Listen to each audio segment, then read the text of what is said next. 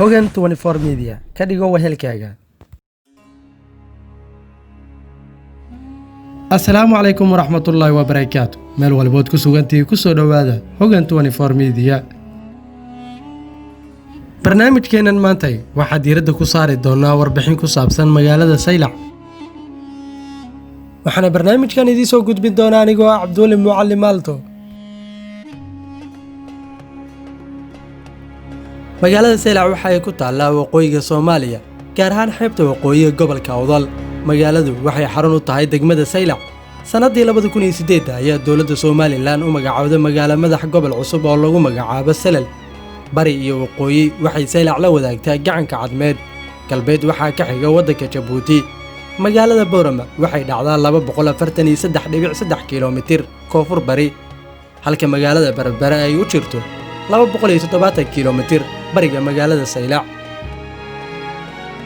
magaalada qadiimiga ee Harar waxay u jirtaa 320 kiiloomitir galbeedka. deegaanka magaalada Saylac waxa uu leeyahay carab baatax cawlaan ah, taasoo ka dhigtay magaalada lama dagaalamood. waxayna dhinaca u saaran tahay banka Gariyaad ee dhaca waqooyiga gobolka Awdal, maantana lagu xisaabiyo gobolka Salal. intaas waxaa sii dheer in Saylac agagaarkeeda ay ku yaalaan ilaa iyo 12 jasiiradood oo yaryar, kuwa oo ay ka mid tahay jasiiradda Sacaadadiin. si aad u aragto in muuqaalada noocan oo kale ah aad wax ka faa'iidayso, like saar si aan u ogaanno tirada danaynaysa. haddii aad nagu cusub tahayna subscribe saar, gabaleelkana furo si aad u hesho barnaamijyada cusub ee aan soo gelino channelkan. mahadsani.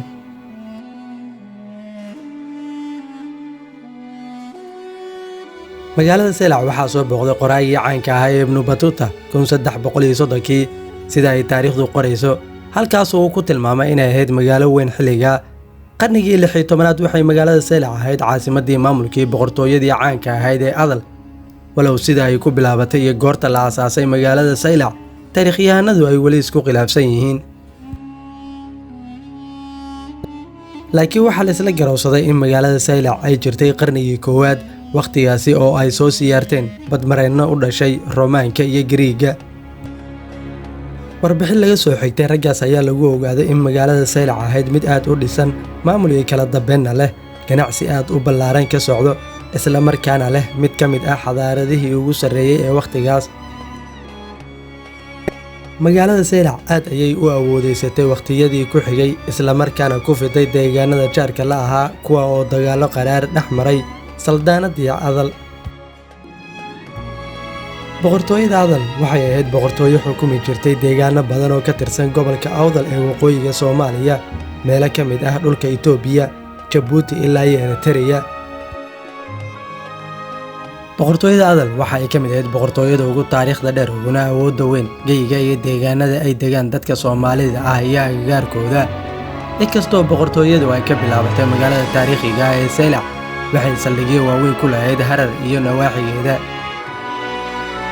magaalada Saylac ayay ka bilaabatay boqortooyadu, kadib ayay ku fiday deegaanka Geeska Afrika sanadihii 1415 ilaa iyo 1577 ayay boqortooyadu Adal awood badneyd, goortaas oo ay maamuleysay in ka badan 5,000 oo kiiloomitir oo iskuweer ah.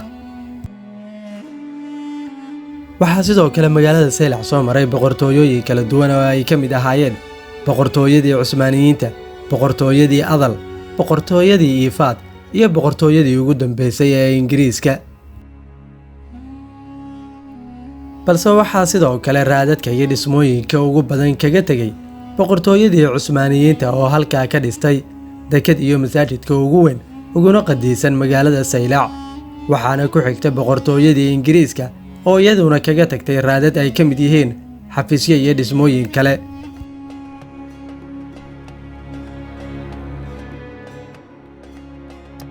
sidoo kale waxaa ka soo degay saxaabadii rasuulka sallallahu calayhi wasallam oo iyaguna ka soo baxsaday dulmigii iyo cadaadiskii la saaray Nebi Muxamed iyo asxaabtiisa, iyadoo saxaabadii u soo haajiray Geeska Afrika ay ka soo degeen magaalada Saylac, sida ay taariikhda qorayso, isla markaasina u gudbeen dhinaca Itoobiya.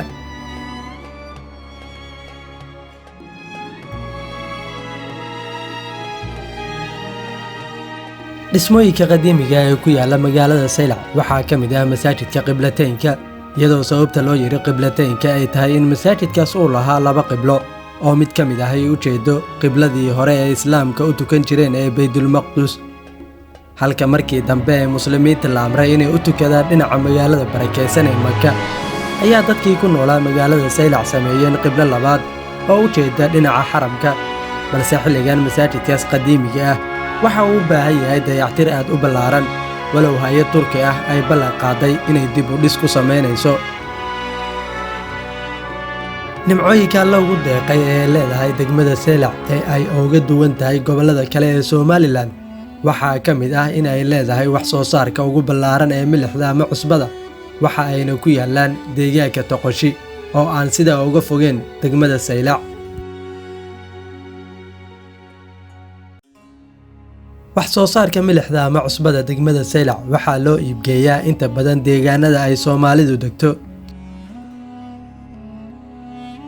dhanka kale, marka laga hadlayo taariikhda Saylac iyo nawaaxigeeda, bulshada ku dhaqan waxa ay taariikh ahaan lahaayeen ciyaar dhaqameed ay caan ku yihiin, taa oo loo yaqaano ciyaarta Sayliciga, waana ciyaar aad u fac weyn oo la curiyey kumanaan sano ka hor.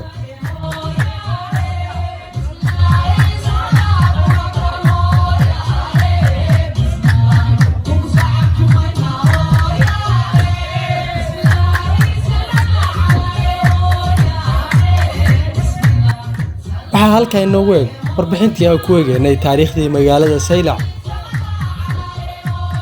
haddaba haddii aad ka heshay muuqaalkan, la sii wadaag asxaabtaada adigoo sheer garanaya muuqaalkan, hana hilmaamin inaad subscribe saartid, gambaleelkana furatid si aad u heshid barnaamijyada cusub aan soo gelinno. mahadsanid.